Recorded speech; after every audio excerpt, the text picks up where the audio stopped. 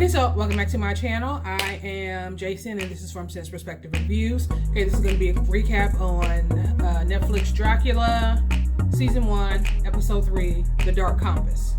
Okay, so it picks up in 1897, and this is where he went to the convent with Sister Agatha and Mina, and it's at the point where she invites him in. He reveals himself, and Sister Agatha basically sacrificed herself so Mina could go free. She said that she would stay, and he could feed on her, or, you know, he could feed on Mina. It was almost like she was saying she was more than Mina. I mean, I guess she was more like experience, more knowledge. Would have been better for him, because you remember he absorbs from the people that he feeds on. And so he let Mina go, and he fed off Sister Agatha.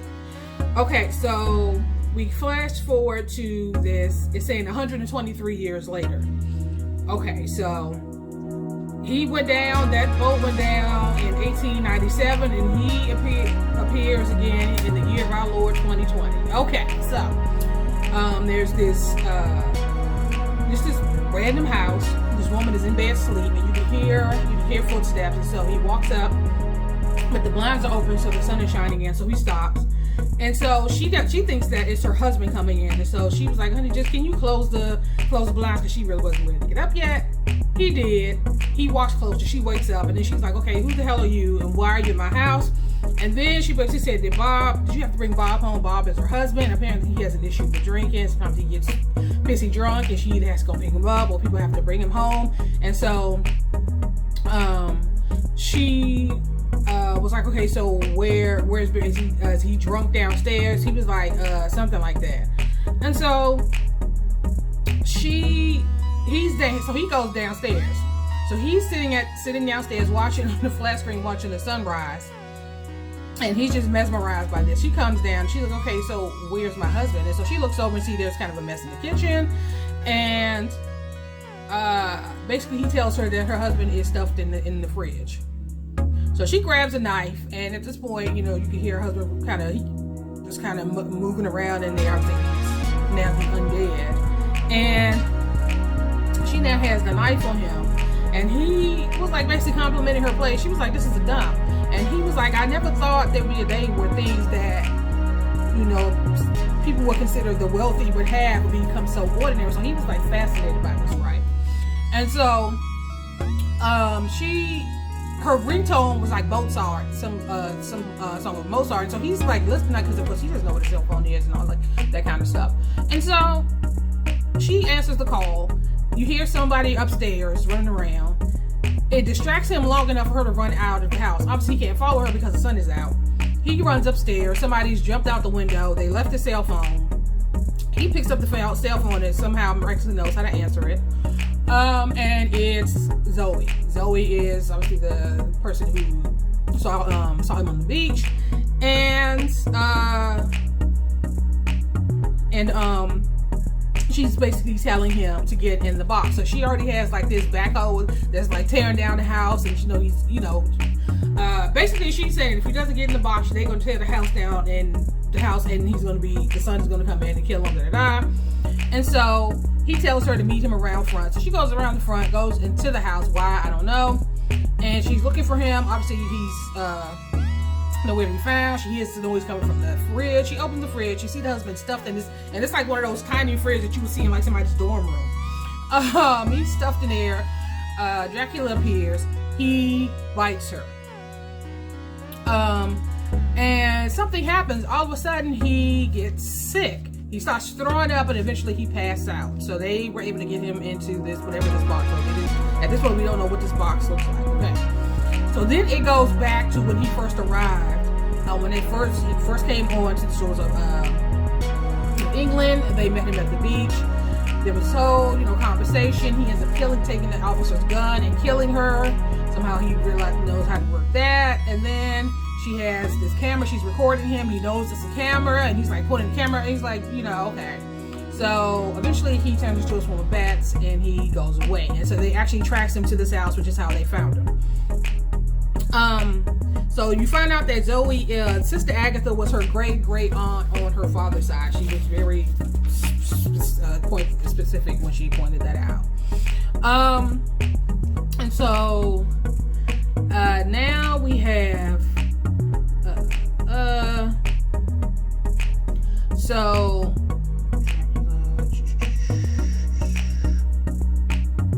okay, moving faster than my notes. Okay. Okay. And then next we see so now he's in the box and they're taking him into down some corridor, and you see a photo of Jonathan Harker. So he sees the photo and he's like, okay, Jonathan Harker, what's going on here? And so next thing you know, you see this boy. We don't know his name at this point. He's getting a phone call, and the name on the caller ID is saying Jonathan Harker. So obviously, you know, those of us are wondering, like, Jonathan Harker, what is going on here? Okay. And so he sends it to voicemail. Next, he gets a call from a girl. You just hear a female voice on the phone, and she's like, "Are you coming? Or are you bringing somebody with you?" And they're, you know, at this point, you don't know what he's talking about. So he keeps getting calls from Jonathan Harker, and he keeps sending it to voicemail. And so the next thing you know, we eventually finds out in the next scene who he was talking to. Her name was Lucy. Lucy is one of his friends. He's actually in love with Lucy, but it's kind of one of those things where he's in love with her, but she's either pretending not to know, or she just so into herself oblivious that she just, you know, she just sees him as friend. He's been friend zoned. Okay. So he shows up at this club, and the first person he sees is Lucy. She's on the floor dancing, and he walks up, and the next thing you know, this guy walks up from behind him named Quincy, and the next thing you know, they start making out. He's like, okay. And then you have some other friends of theirs. There's another guy who we never got his name, or at least I don't remember ever saying his name. A friend of Lucy's, and so they're all dancing, and you can see he kind of saw Jack walk away because he knows that Jack is in love with Lucy. Okay, so Jack goes to sit down, and you know, they're still out there, you know, dancing, doing what they do. Next thing you know, Quincy comes and sits down next to Jack, and they just making small talk. And for whatever reason, she says you have a lot of money, and he starts laughing. He just like, I wonder if the guy says, I wonder if she'd be into me if I didn't have a lot of money. But then he says, well, but then would I be into her if she wasn't as pretty? And so he kind of laughed and kind of, you know, one of those bro kind of punches, like expecting Jack to laugh as well, but he, you know, really didn't. And so Lucy at this point excuses herself because she has to go to the restroom. The next thing you know, she's outside with the other guy, the other friend who was on the floor dancing, and she was like, the line was too long, and she just went on the outside. And so the guy friend is now talking to her about Jack, and she was like, what about Jack? And so she was like, tell me. He was like, you tell me, you know that he's not in love with you, and and she was basically like, you know, it only happened a couple of times, and basically she just don't see Jack like that. And so the guy, so next thing you know, they're back out, Quincy and Lucy are back out on the floor, and Jack is like on the top tier, and the guy friend walks over, and he basically tells him that I wouldn't worry about it, and was basically telling him that he thought that he was cute. And obviously it was an awkward moment. So Jack is in love with Lucy, but it seems like the guy's in love with Jack, but Jack isn't gay, and it turns into the whole thing. And next you know, people are all on the dance floor like, oh my god, say yes, say yes. So apparently Quincy had proposed to Lucy, and so now he's like, oh, okay. So now they're leaving the club, and of course, newly engaged Quincy and Lucy are all over each other, and you have Jack and the other guy, they're walking together, and he was like, I really hope this work, you know, their marriage works out. And Jack was like, yeah, me too, like kind of sarcastically.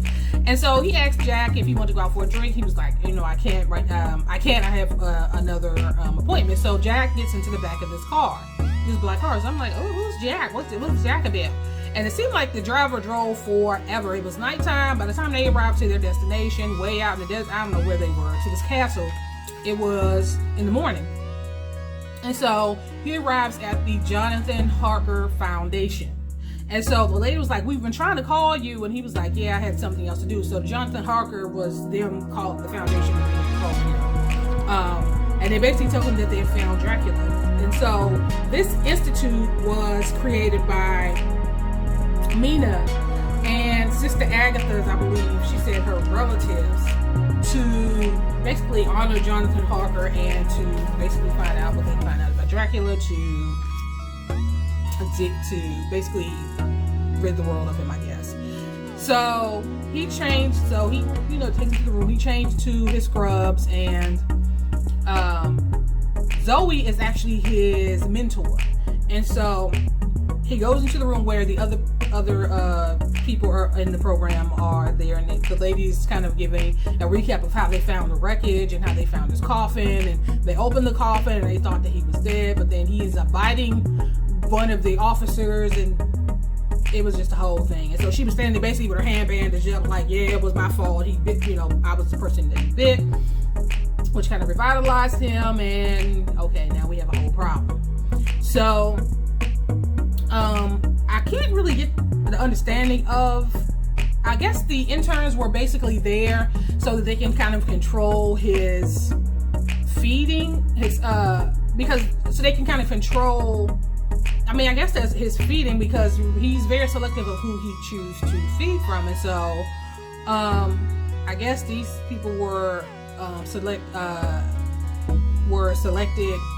for a reason, and so Jack was part of that group, and they were fully aware of what they were there for, so, and it was all good. So next we flash to Dracula, and they have him in this room, this glass room that he's, you know, basically locked in, that they can control the sun, control the roof, so they can open it and, you know, expose into the sun and the whole thing. And so she basically opened it just enough so you can see what could happen if you try something. So she went in to draw blood, and she couldn't get through his skin. So he ends up having to use his nail, his claw, or whatever it was, to basically cut his wrist so she can get the blood that she needed. And so of course they talked for a while, and then, you know, this woman walks in and was like, this guy is here, and she was like, why is he here? Get him out of here. And she was like, well, I think you should hear what he has to say.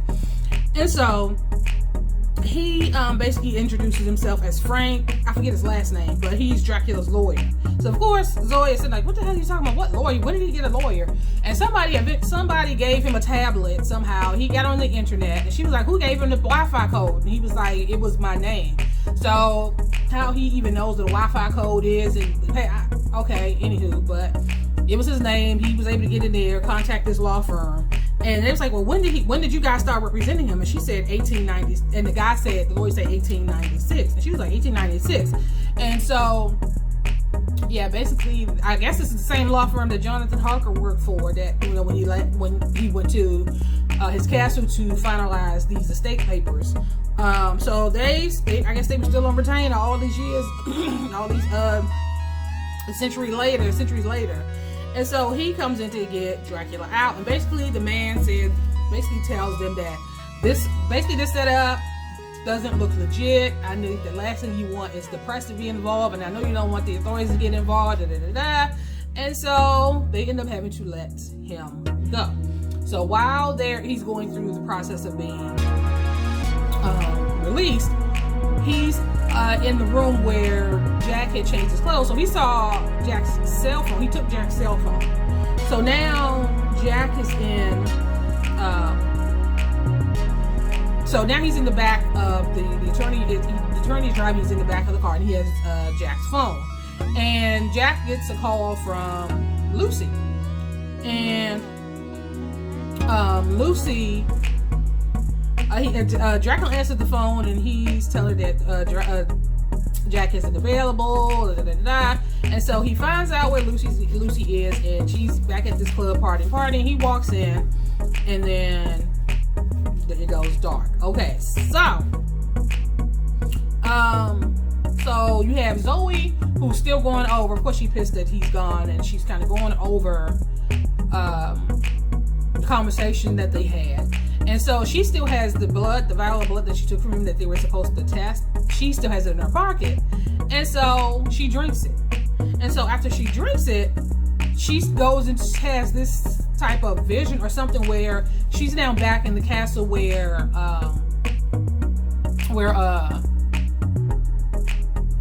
Sister Agatha and Dracula, this is where he started feeding on her, and it's almost like they made eye contact.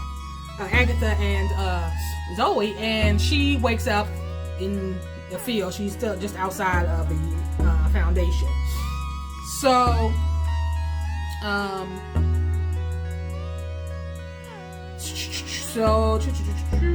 okay, we said they went to that. Okay, so now we're talking 3 months later. Lucy and her friends are in a limo. I don't know if they were supposed to be her bachelorette party or what, but you know how people are, drinks are flowing. They all dressed up. They got the sashes and the, all glittered and all sparkly, whatever. And so she starts getting texts. And they're going back and forth, and you want to be for dinner, da da da da. And so you find out it's Dracula. And so while he's texting her, his lawyer is there, and he's basically going over. He's basically helping Dracula find victims who fit specific criteria. And so, eventually, Dracula and Lucy they eventually agreed to meet up. But by this time, her friends had snatched her phone. They're like, who are you talking to? But you're supposed to be getting married. And so they're it's all a joke. They're drinking and having a good time. And so she's making plans. And so the attorney said that he was going to set up something for that evening. He was like, I already have dinner plans. So, which was Zoe. Okay. So, Zoe and the guy who I still don't know his name, they're back at the hotel room, and she's still texting, and her and the guy going back and forth, and she was like, he was like, well, this D guy's in love with you. She said Quincy's in love with you, and Jack's in love with you, and she was like, well, being pretty is a curse. And, being pretty, sometimes you just want to be invisible, and just all this crap. Do you know what it's like to be pretty? And he said yes. He's strong, but eventually he passes out, and next thing you know, you see Lucy walking down this dark road, and just as she gets to him, you can see him like he's swiping left. So he's on Tinder or someplace looking for another dinner date. And so she ends up taking the phone, and she was like, oh, you slut. And so she started joking with him, right? And so so they start walking, and they're talking, and they're walking through a cemetery. Okay. And so he was like, so he starts talking to her about death and the undead and being a vampire, and so he puts his cape down, and they sit down, and he puts her hand on the ground, and all of a sudden she starts hearing people knocking and banging, and she hears this kid calling her beautifully, but he's far off away, and she was just so all into this whole death thing, right? And so he didn't want to kill her. He wanted her to give herself to him willingly. And so they talked and talked and talked, and eventually she did. Oh, and before he did that, she was like, well, have you thought about death and what would happen to you? And she said she wanted to be cremated. And he told her, no, don't be cremated. That's, just a terrible idea. And they talked about it. And so as the night went on, eventually she did get volunteer, and he fed from her.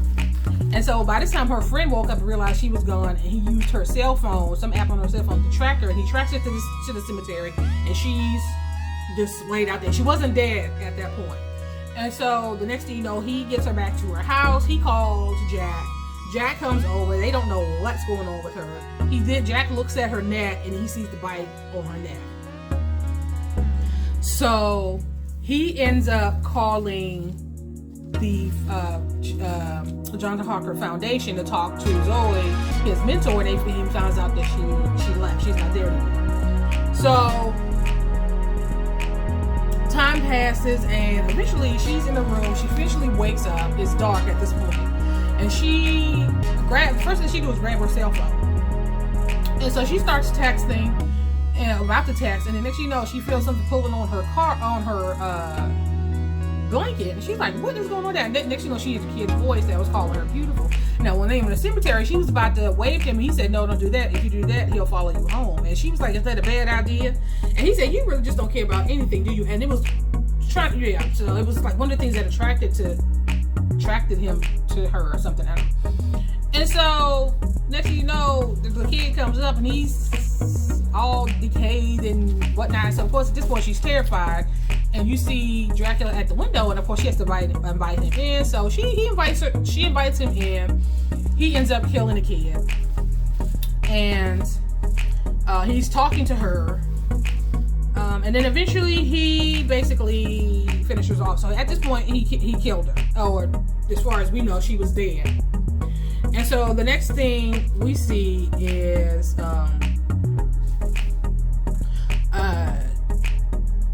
Jack. Okay, so actually, so he ends up killing her. Okay, so Jack goes to the hospital. At this point, he doesn't know this whole situation. So he goes to the hospital and he's talking. So he finds out Zoe's in the hospital, and her cancer has progressed. And he he's trying to talk things through, like what they can do. And she was basically like, I'm dying. And she starts thinking like, why Lucy? What was so special about Lucy, and why he kept going back to Lucy for some reason instead of just finishing her off. And so at this point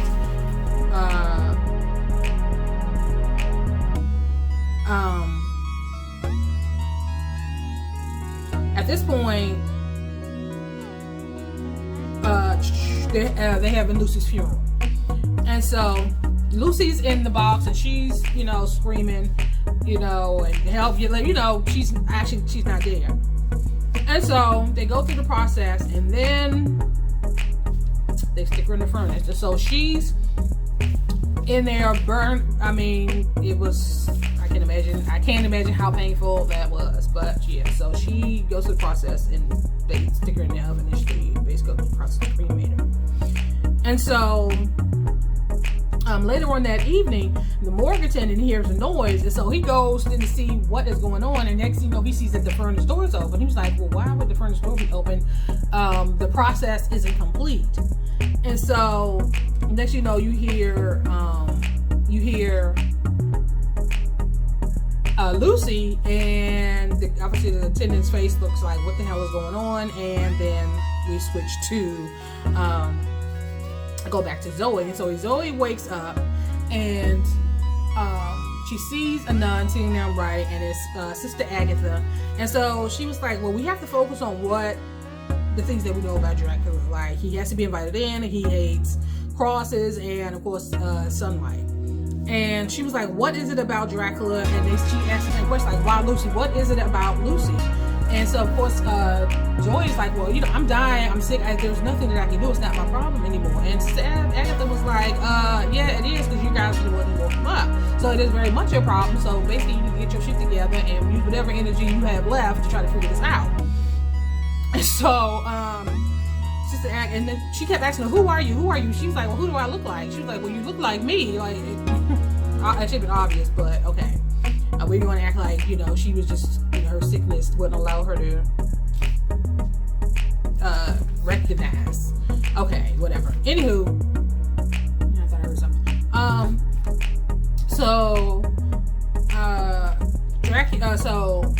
Sister Agatha was like, I'll be the spirit and you be the body, the flesh, the body or something. So they basically are going to work together to try to figure this out. So Dracula is at home, and he's looking at his reflection in the window, and when he looks at his reflection, he sees the old decrepit man. And so that's one of the reasons why he doesn't like mirrors. And so we flash to Jack, and Jack gets a call from the hospital from Zoe, basically saying that she's leaving the hospital and she needs him to come and pick her up.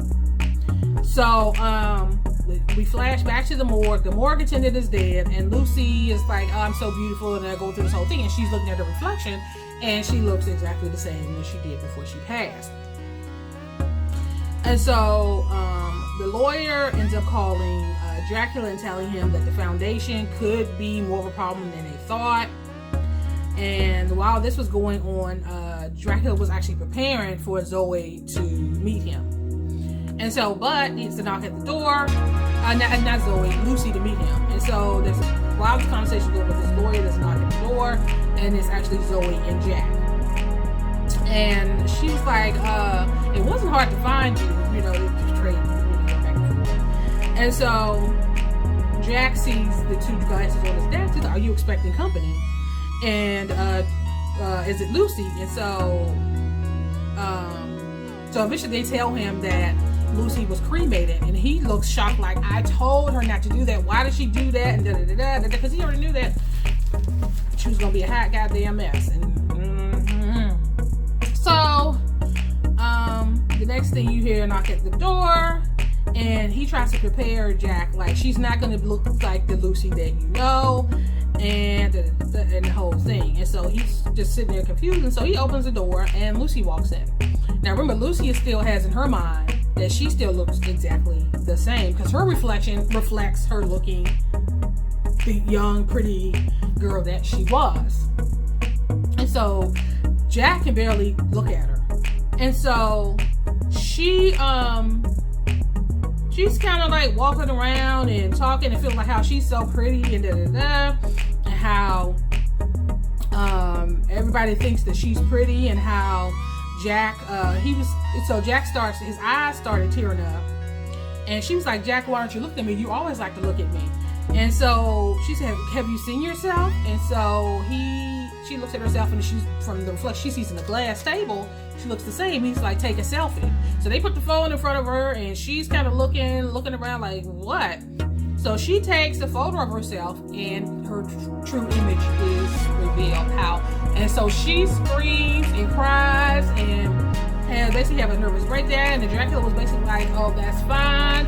You're still beautiful to me. You're one of the best brides that I've ever made. And she was just not, like, I just want things to be back the way that it was. And she also, she took for granted her youth, her beauty, and all that. I just want things to be the way that it was, and so Jack walks over to her.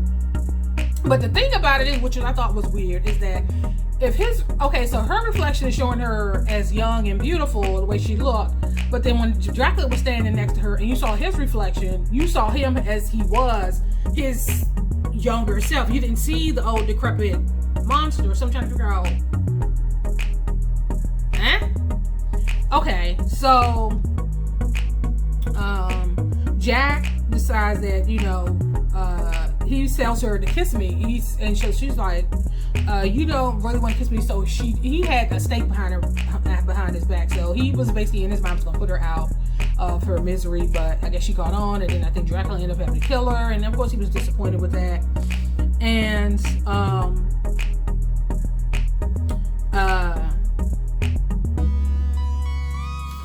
let's see. And so Dracula was basically like, one of the things he liked about her, that she was in love with death. And it made sense to Zoe, like, why he chose Lucy. And so she tells Jack to leave, but he was like, I'm not leaving you here with him. And she was like, it's, what you're about to see next, you probably don't want to see. And so she was like, I'm not. Eventually she was like, you're going to have plenty of time to play the hero. Now was not the time. You just need to go. And so he left. And so they talked. And she was like, I finally realized what your weakness is. And so she runs over and she pulls, because the sun's coming up now, and she pulls the curtains down and the sun shines in, and he starts screaming like he's dying, like he's all on the floor rolling around. And then he realizes nothing is happening.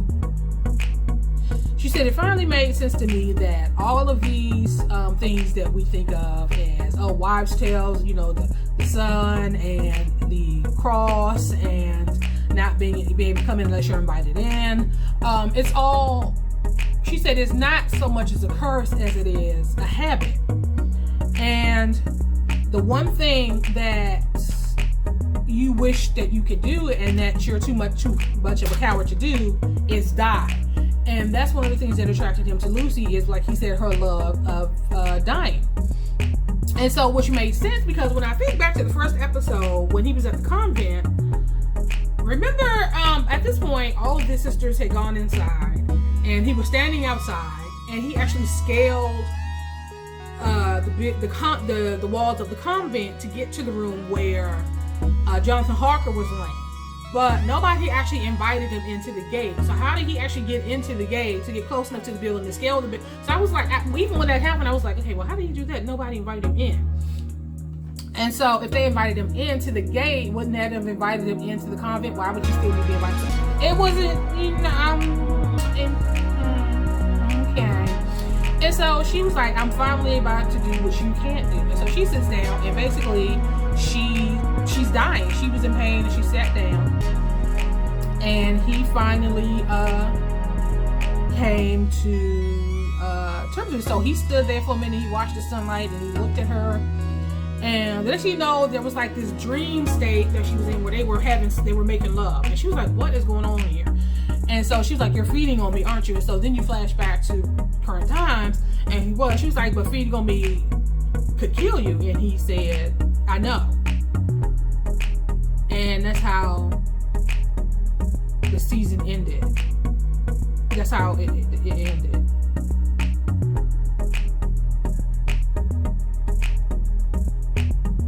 No, actually, he said, did you really think that I would let it hurt? And I was just like, okay. Okay, so yeah, that's how it ended. And I'm going to end this here, and I will see you guys in the next video. Bye.